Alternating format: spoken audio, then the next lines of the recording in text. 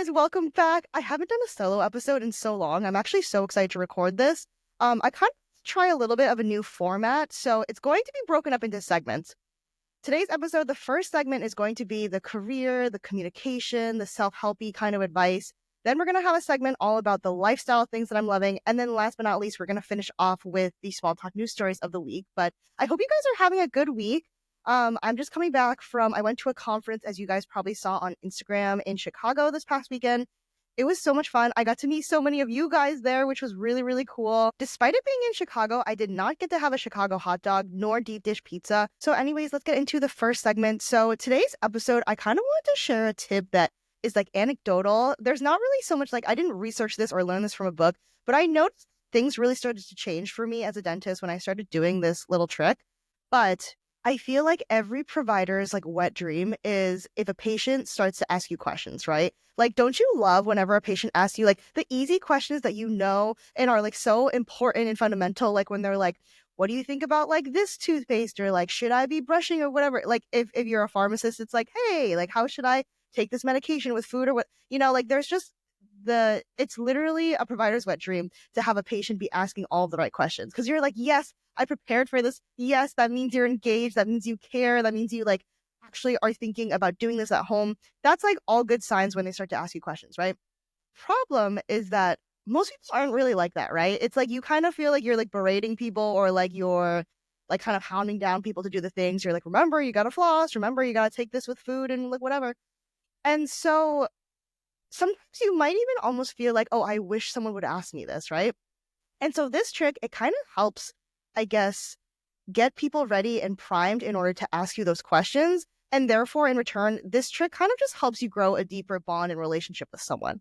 So basically, this little hack, I guess you could say, I keep calling it a trick. I don't really know what to call it. This theory is kind of based on two things that I've learned throughout the years, which is one, that humans just really want to feel helpful and valuable.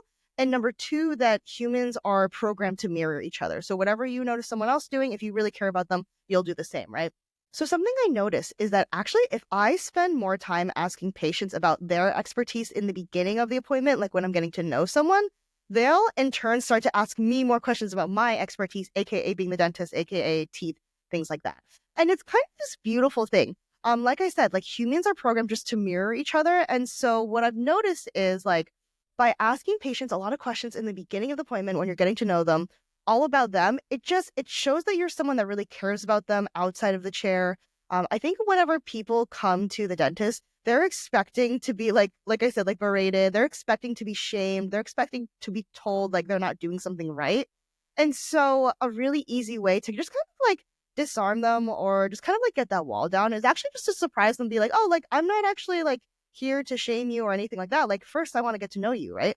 So basically, I just like to ask them questions, things that pertain to their job that they might have expertise on. So one thing that I'll do in order to do this is starting with questions about what they do for work is really, really easy. It's a good place to start because, well, you can tell if someone really loves what they do, they want to talk about it, right? So I'll ask them a couple of questions. I love when I've had patients that are managers of Starbucks. They work at a grocery store near us. They work at a restaurant that we're near.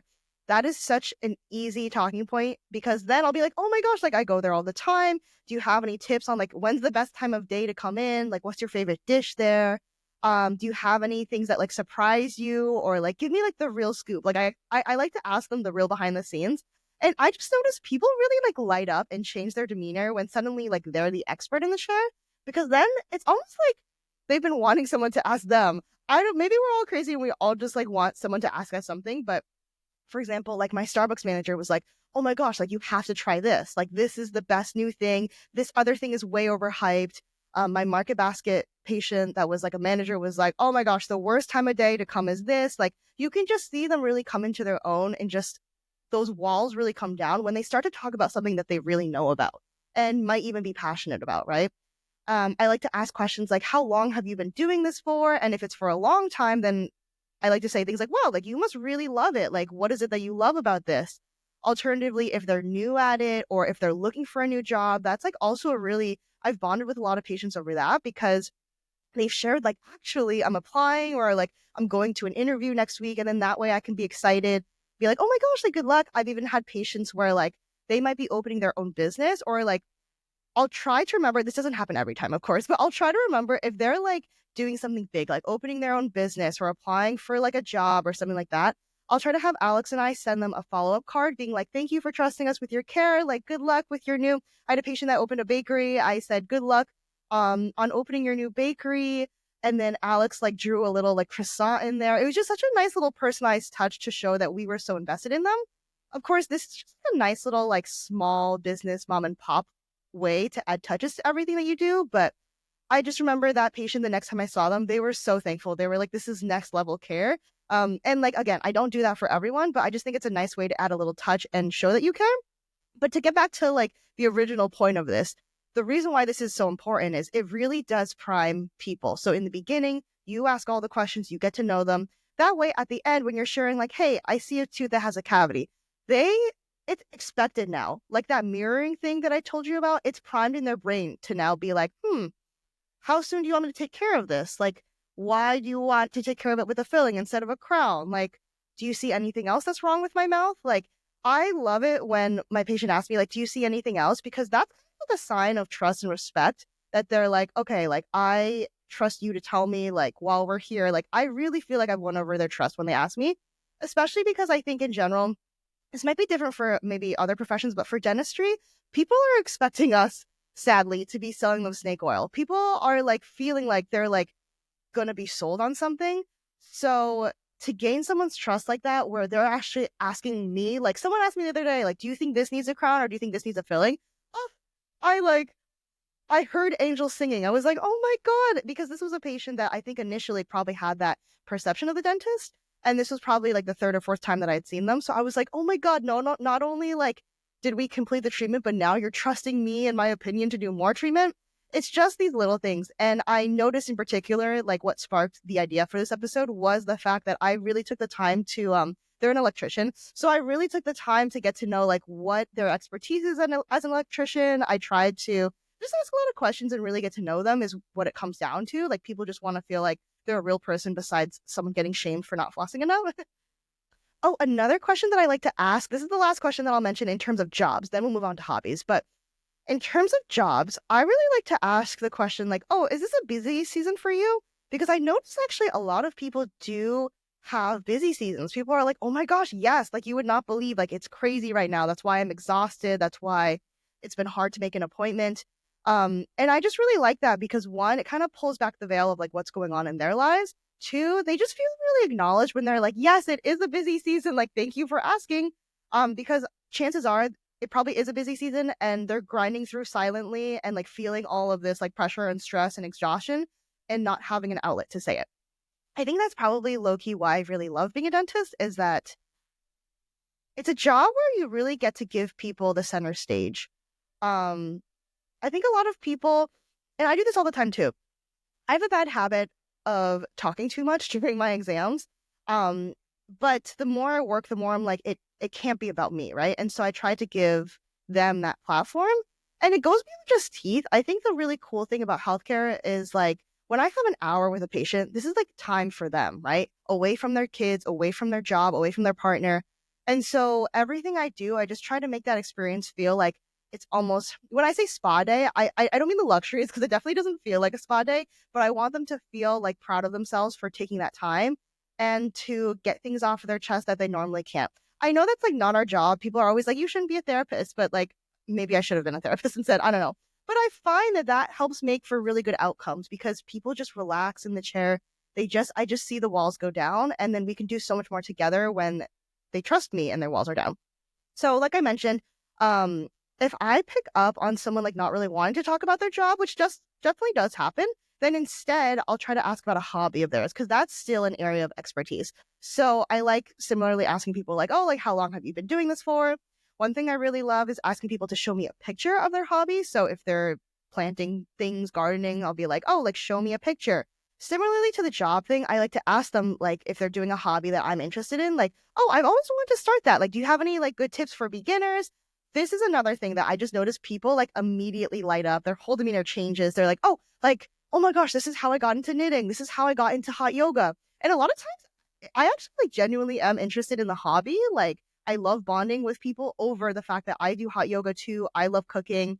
Cooking is a really good one because I like to ask people for like recipes. I ask them for secrets on like, oh, like how do you make like your favorite dish? Um, what's like a neat trick that you learned or like a cool gadget that you picked up recently? And just like watch as the person in front of you transforms when they step into their own expertise and their own kind of like best self. It's so incredible.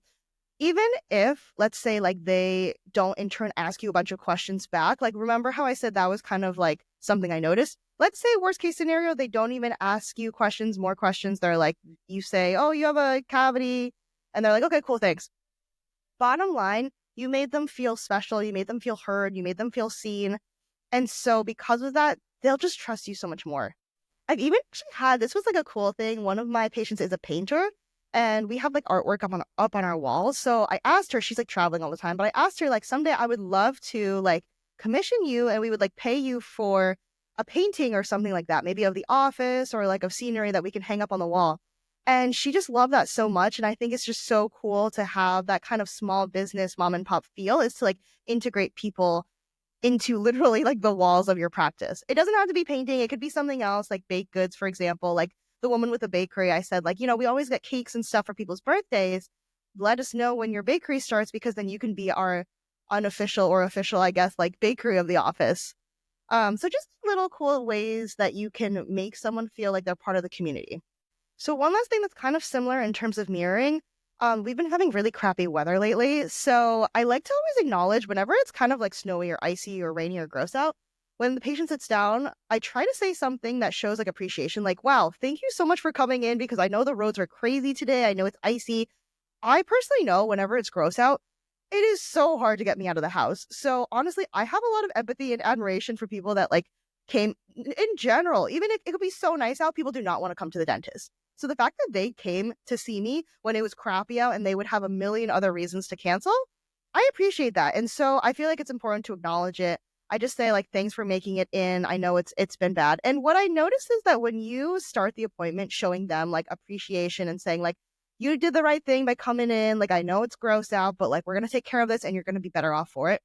Patients like that affirmation. They're like, "Oh yeah, you're right. Like it was worth it." And like that helps not only patients like keep their appointments in the future. I feel like that's kind of like embedded in them now. Like, oh, it is important to show up to my appointment and not cancel.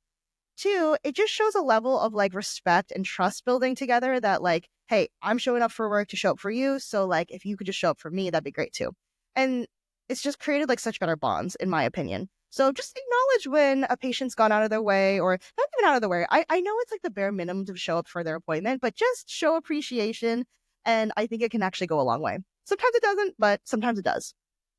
All right, so now on to the little lifestyle segment. These are just things that have been making my life better recently. One is trying new things. We're kind of like in the dead of winter where there's not much going on. There's not a ton of holidays. We're just kind of trudging through either bad weather or like meh, like lack of holidays.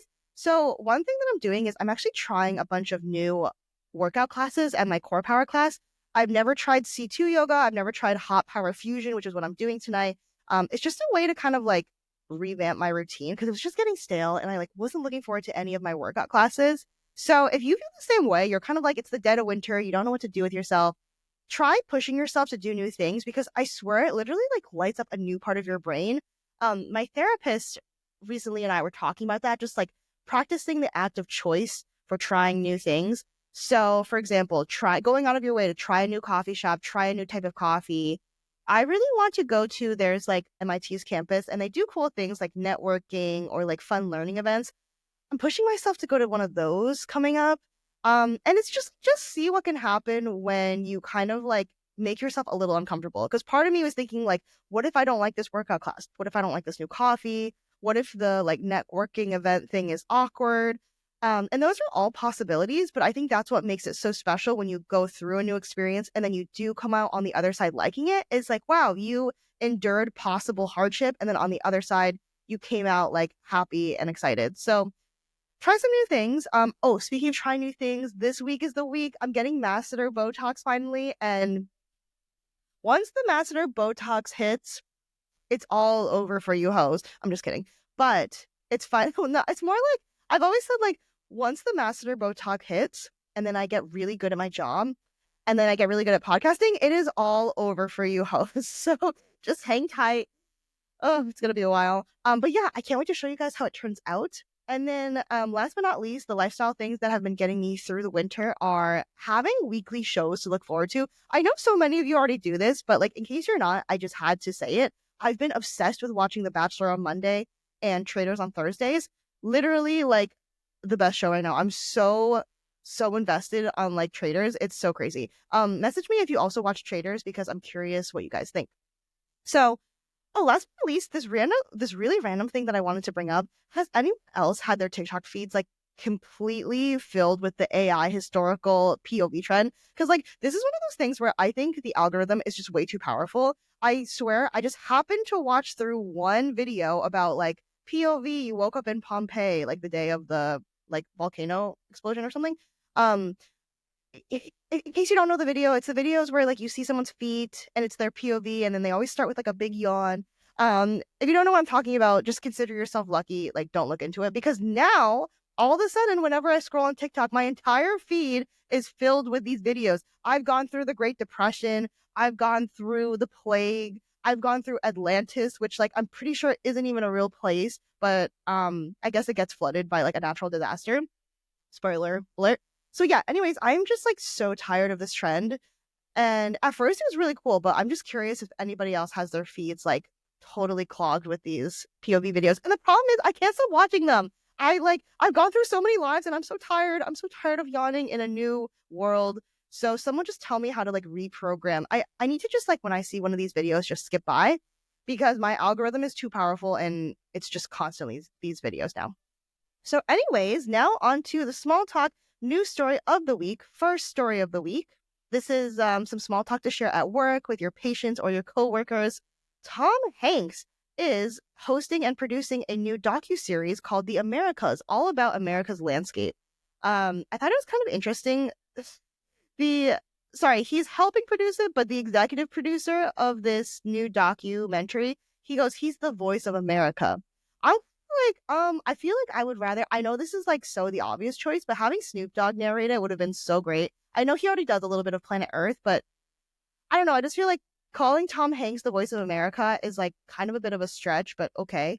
So yeah, basically this docuseries, I'm pretty sure it's like 10 episodes. It's going to go all throughout different areas of North and South America, going through the landscapes, the people, the nature. This was another interesting thing. Okay, so not only is Tom Hanks narrating this documentary series, but also the Grammy Award-winning composer Hans Zimmer. He came out with the music for like Transformers and like that kind of like epic sounding music. He's making the music for it. And the whole vibe of this new like documentary series is it's supposed to be kind of like funny also, which is interesting because usually documentaries are kind of serious. So I'm just curious how this whole thing is going to go down between like epic music and then also like funny Tom Hanks trying to be funny. So it's going to be interesting. Anyways, the second small talk news story of the week. Rihanna reveals that Pharrell Williams was actually the person that named her son because he thought it was going to be a girl. So some backstory, Rihanna has two children. Her first son is named RZA after the Wu-Tang Clan leader. And then her second son is named Riot, who we now found out recently was actually named by Pharrell Williams. So apparently the full name of Rihanna's child is called Riot Rose. And so they named her that because A$AP Rocky, Rihanna's like baby daddy and husband, A$AP Rocky loves flowers. He's a flower guy. He always keeps fresh flowers in the house. They make him happy. He gives them to Rihanna. So that's where the Rose middle name came from. And then A$AP Rocky also worked on a song called Riot with Pharrell Williams. So that's where the name Riot came from. And it's really interesting because Rihanna says in this news story that Riot is like very like a riot. Like he has a very big personality. And so that just makes a question. I've always wondered if someone grows into their personality because of their name or if their name fits because of their personality and like it was meant to be. Like I read a study a long time ago that children named Brittany and Justin are like 10 times more likely to get into trouble at school. And so it just makes me wonder, like, did they get into trouble at school because their name is Brittany or Justin? Or does it just happen to like be a coincidence? Like, I'm just curious which came first, the chicken or the egg, you know? Okay, last but not least, I posted the small talk news story on my Instagram as a reel. So check that out if you already missed it with two other stories. But the last story is that Taco Bell launches a Las Vegas themed wedding package for $777. So basically, you go to the Las Vegas Taco Bell Cantina, and then you can invite up to 25 guests to host for $777. And so what it is the bride walks down the aisle to this hot sauce bouquet, and then it's catered. But here's what I don't understand. It says that guests will be provided a taco 12-pack, cinnamon bun delights cake, and alcohol. I'm not sure. When I first read this article, I thought the entire wedding was getting a Taco Bell 12-pack, in which case I was like, so everyone shares like half of a taco? I feel like I myself could finish a Taco Bell 12-pack. But now that I'm rereading it, maybe they meant each guest gets it. Anyways, so the bouquet, the hot sauce bouquet actually has to be returned, which I think is like so ridiculous. Also, you only have like 30 minutes to do this wedding, but you get a bunch of swag. You get like a bow tie, like a Just Married Taco Bell t-shirt. Allegedly, there's also an Elvis impersonator that is going to be singing there. And yeah, this is just really ridiculous. And I'm really curious who is actually going to do this. I think Taco Bell needs to do like a almost like a mockumentary version of like Say Yes to the Dress and like like different like wedding shows, and just kind of combine them and just document all of these Taco Bell weddings, because like who's actually doing these? I'm so curious. I would love to see a documentary of whoever actually has this $777 Taco Bell wedding. So, anyways, those were the three small talk news stories of the week. I hope you took something away from today's episode. If you like what you heard, please leave a rating and a review on Apple Podcasts or Spotify. DM me and let me know if you enjoy this kind of like solo style of episode. And other than that, I will see you guys next week. Bye.